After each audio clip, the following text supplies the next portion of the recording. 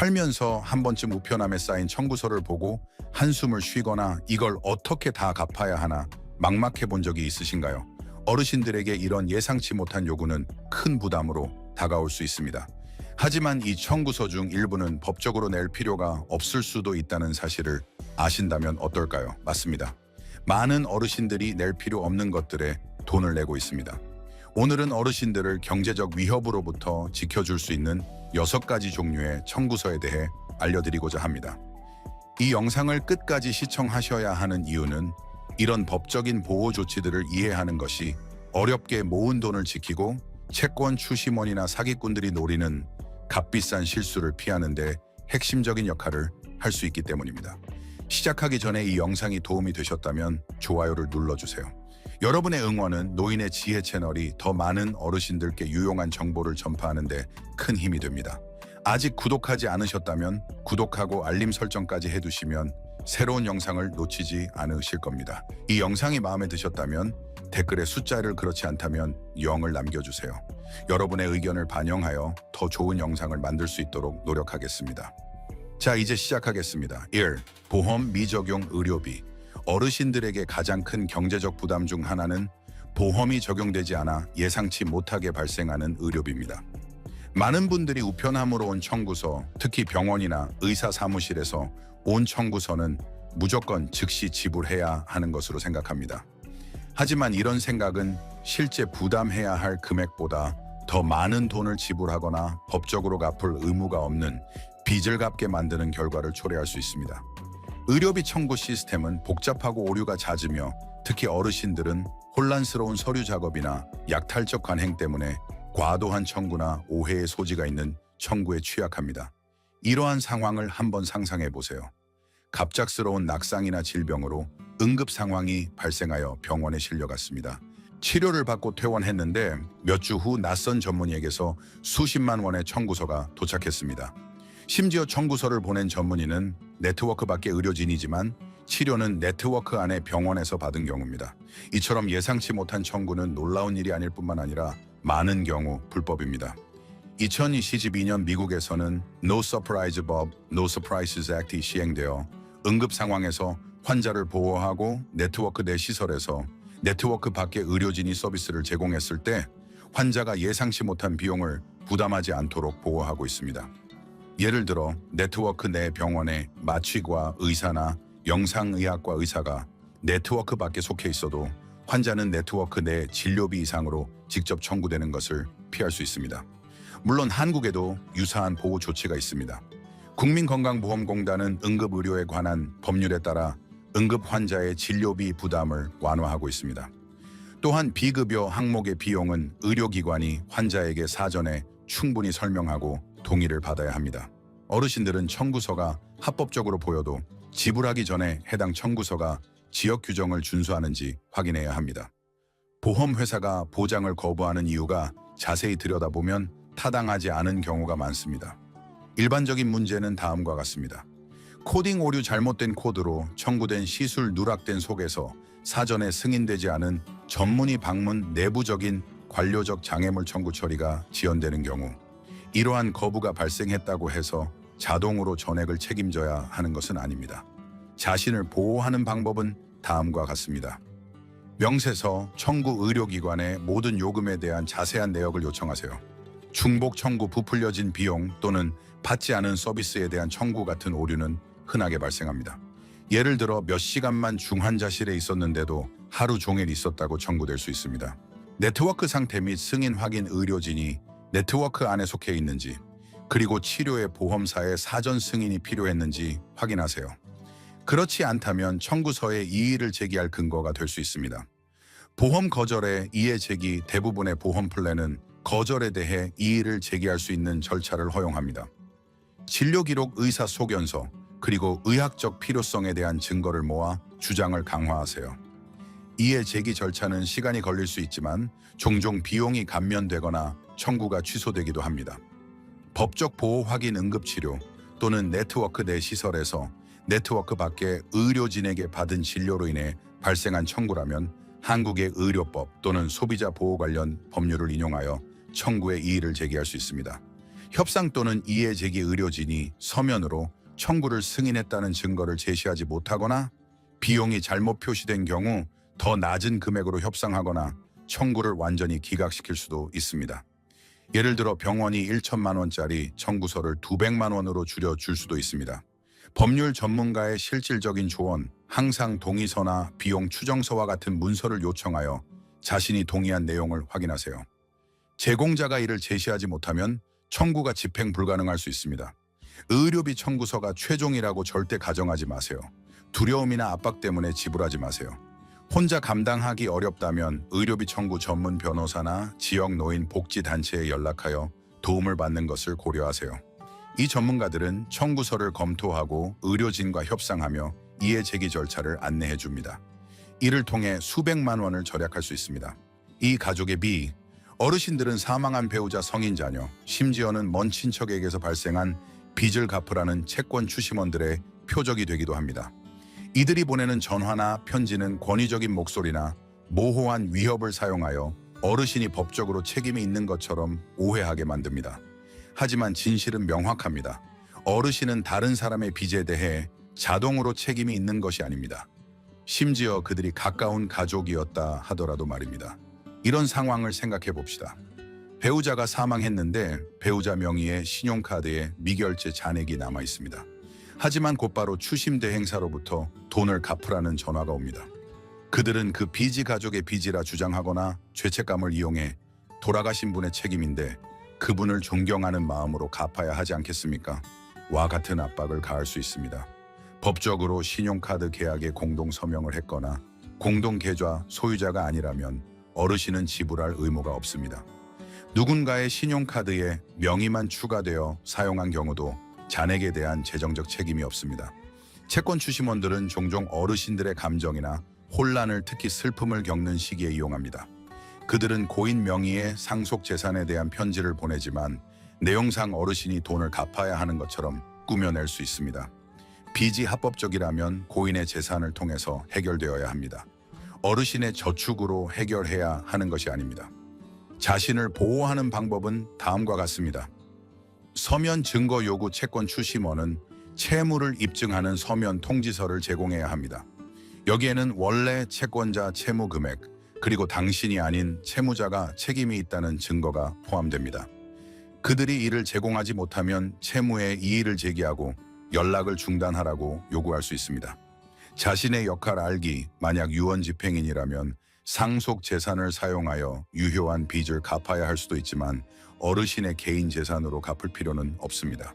유언 집행인이 아니라면 추심원과 대화할 의무가 없습니다.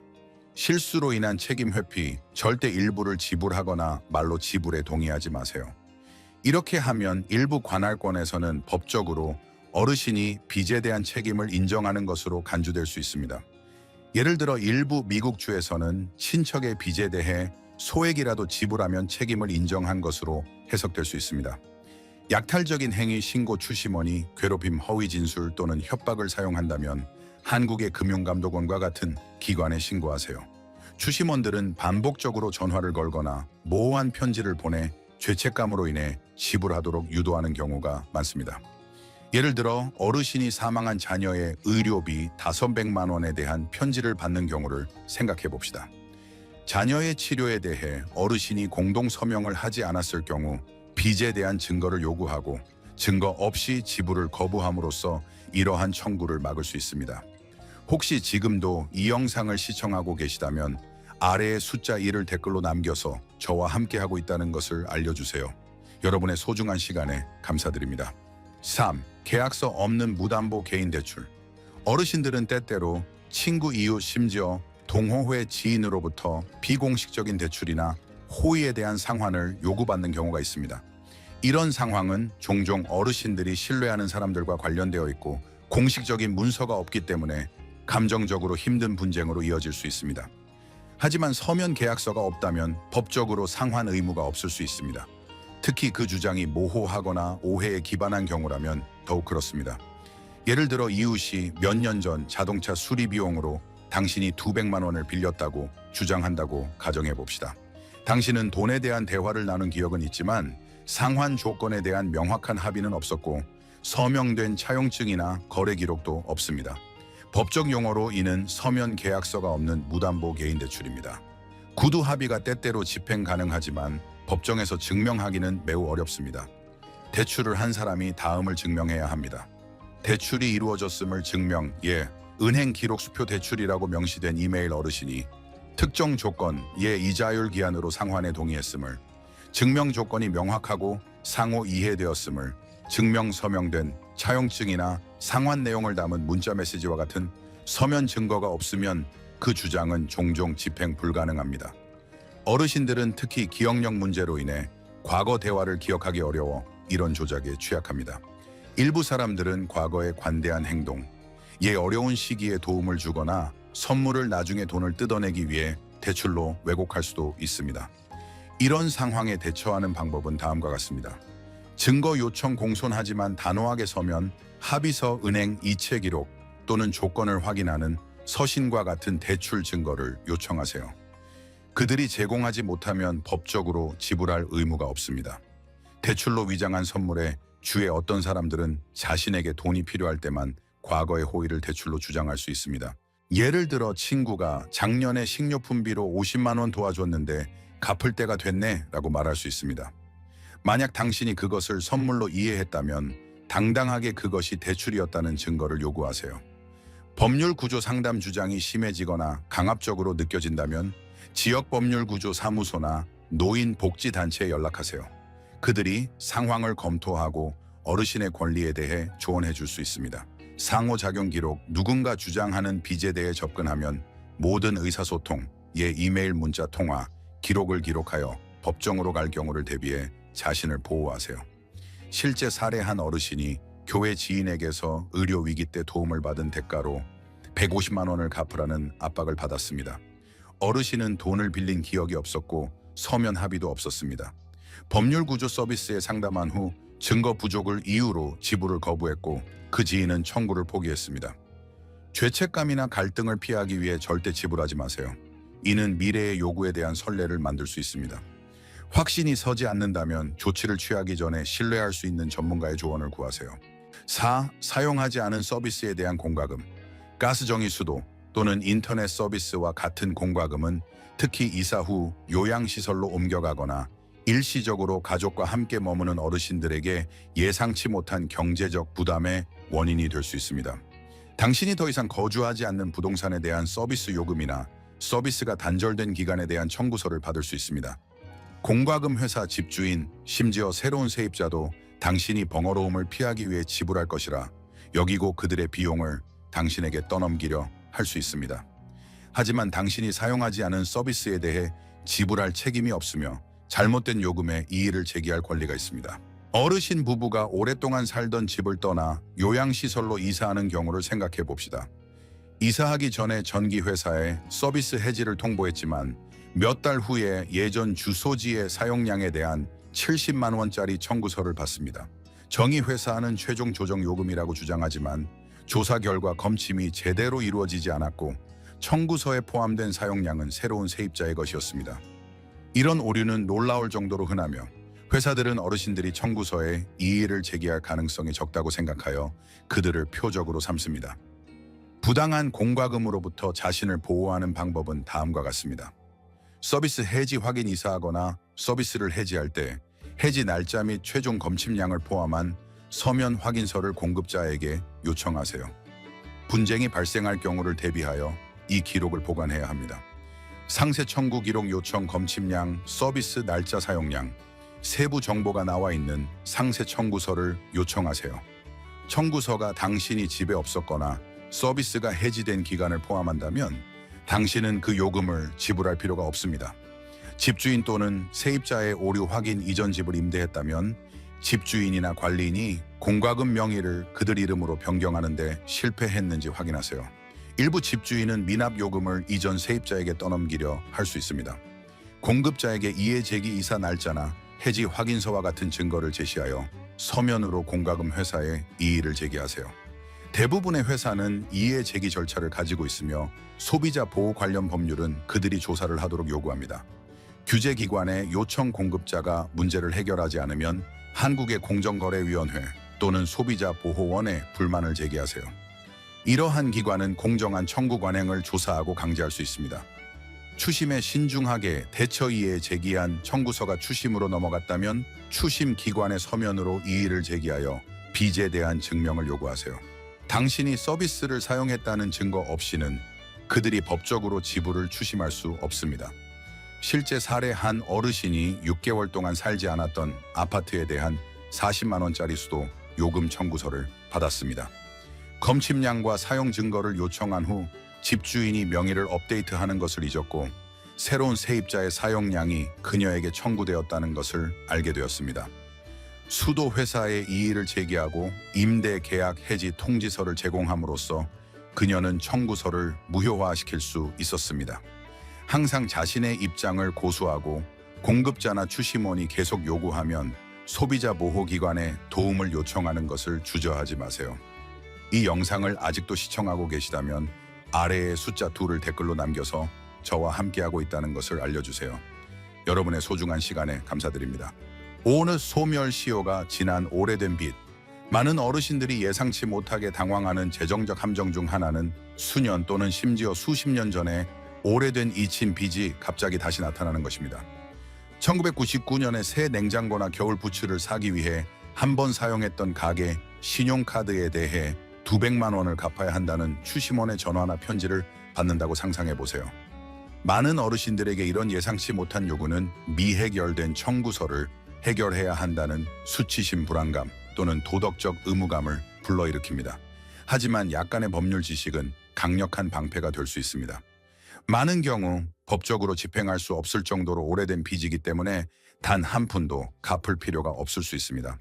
모든 관할권 주지방 국가에는 채권자 또는 추심원이 미납된 빚을 회수하기 위해 소송을 제기할 수 있는 시간 제한을 설정하는 소멸시효라는 법률이 있습니다. 이 기간이 만료되면 빚은 시효가 만료되어 채권자가 더 이상 지불을 강제하기 위해 법원에 소송을 제기할 수 없게 됩니다. 소멸시효의 길이는 거주지와 빚의 종류에 따라 다릅니다. 한국의 경우 일반적인 상사채권의 소멸시효는 5년이고 개인 간의 대여금은 10년입니다. 이 기간은 마지막 거래 활동, 즉 마지막 지불일 또는 빚이 채무 불이행 상태로 된 날부터 시작됩니다. 여기서부터 상황이 복잡해집니다. 채권 추심원들은 종종 사람들이 이러한 법률에 대해 잘 모른다는 점을 이용합니다. 그들은 법적으로 집행할 수 없을 정도로 오래된 빚에 대해 연락하여 지불 압박을 느끼게 만듭니다. 더 나쁜 것은 특정 행동을 하면 실수로 소멸시효를 재설정하여 추심원이 법적으로 당신을 추심할 새로운 기회를 줄 수 있다는 것입니다. 예를 들어 빚의 일부라도 소액을 지불하거나 빚을 인정하거나 추심원과 새로운 합의에 서명하면 많은 관할권에서 시계가 다시 시작될 수 있습니다. 그렇기 때문에 이러한 상황에 신중하게 접근하고 충동이나 죄책감에 따라 행동하는 것을 피하는 것이 중요합니다. 추심원이 오래된 빚에 대해 연락하면 첫 번째 단계는 멈추고 확인하는 것입니다. 빚의 기간과 당신의 법적 권리를 확인하기 전에는 지불에 동의하거나 책임을 인정하지 마세요. 한국의 채권의 공정한 추심에 관한 법률에 따라 당신은 채권자에게 채무에 대한 상세한 내용을 요구할 권리가 있습니다. 만약 추심원이 유효한 서류를 제공하지 못하거나 빚이 소멸시효를 지났다면 당신은 법적으로 채무를 거부할 수 있습니다. 그들이 계속 전화하거나 편지를 보내도 시효가 만료된 빚은 법원을 통해 강제할 수 없습니다. 추심원들은 잦은 전화, 위협적인 언어 또는 평화를 위해 지불하라는 죄책감 유발 시도와 같은 공격적인 전술로 계속 압력을 가할 수 있습니다. 어르신들은 특히 자신의 명예를 지키려는 의무감 때문에 이러한 전략에 취약합니다. 그러나 핵심은 이것입니다. 누군가가 당신이 돈을 빚졌다고 주장한다라고 해서 그것이 사실이라는 의미는 아니며 법은 종종 당신 편에 있다는 것입니다. 자신을 보호하기 위해 모든 통신 기록을 보관하고 주장하는 빚의 날짜를 기록하고 확실하지 않다면 소비자 보호기관이나 법률 전문가와 상담하는 것을 고려하세요.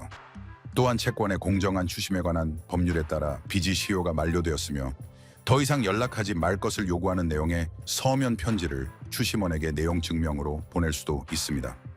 소멸시효에 대한 지식으로 무장하면 이러한 상황을 자신 있게 대처하고 더 이상 법적으로 집행할 수 없는 빚을 갚는 것을 피할 수 있습니다.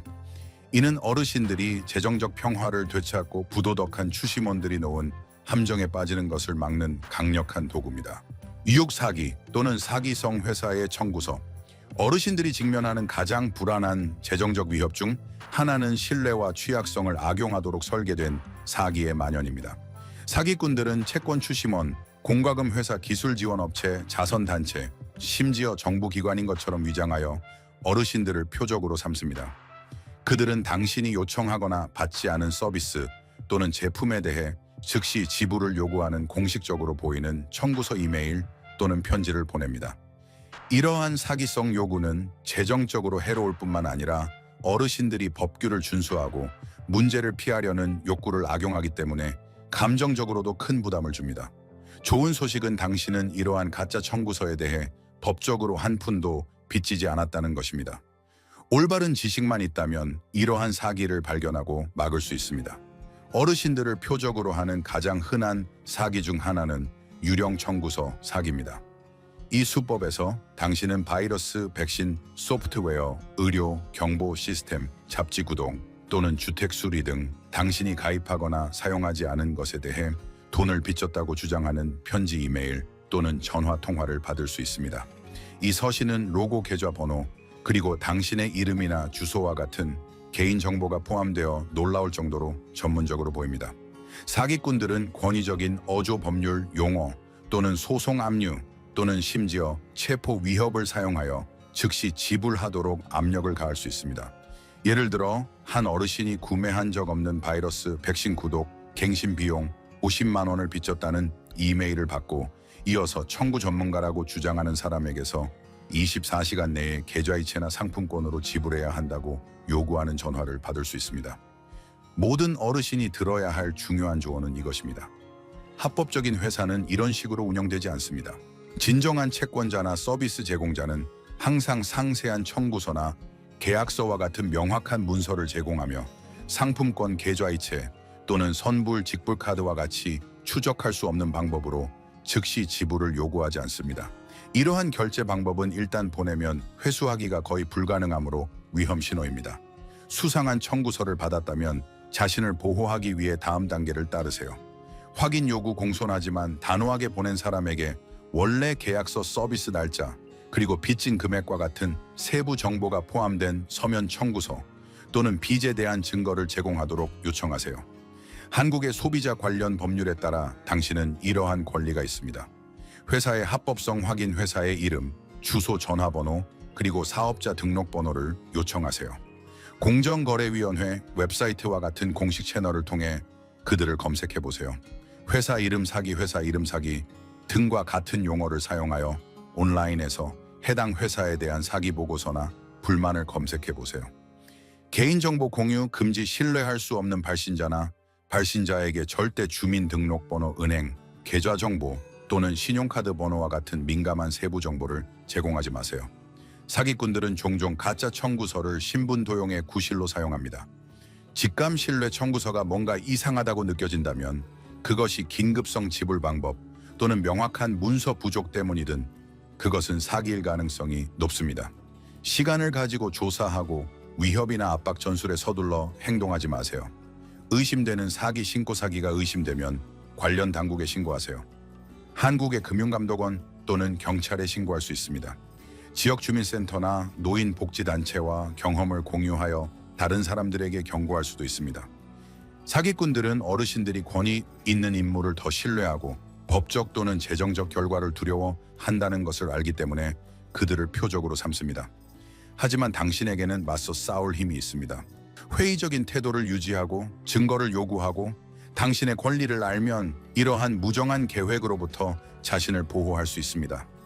의심스러울 때는 항상 신뢰할 수 있는 가족, 친구 또는 법률 전문가에게 연락하여 두 번째 의견을 구하세요. 법은 당신 편이며 어떠한 합법적인 빚이나 청구서도 확인 없이 행동하도록 요구하지 않습니다. 자, 이제 막막했던 6가지 종류의 청구서에 대해 알아보았습니다. 이 영상이 당신에게 어떤 보호 조치가 있는지 그리고 재정적 미래를 지키기 위해 어떤 조치를 취할 수 있는지 눈을 뜨게 해 주었기를 바랍니다.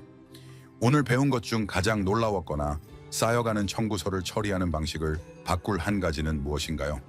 의료비의 의문을 제기하거나 오래된 빚의 소멸시효를 확인하거나 또는 사기를 당하기 전에 알아차리는 것일 수도 있습니다. 댓글에 한 가지 배운 점과 그것을 당신의 삶에 어떻게 적용할 것인지 공유해 주세요. 당신의 경험이 이 영상을 보는 다른 사람들에게도 도움이 될 수 있습니다. 이 영상이 마음에 드셨다면 아래에 댓글을 남겨주시고 좋아요, 공유, 그리고 구독을 잊지 마세요. 더 많은 중요한 재정 보호 팁을 통해 자신감을 가지고 삶을 살아가세요.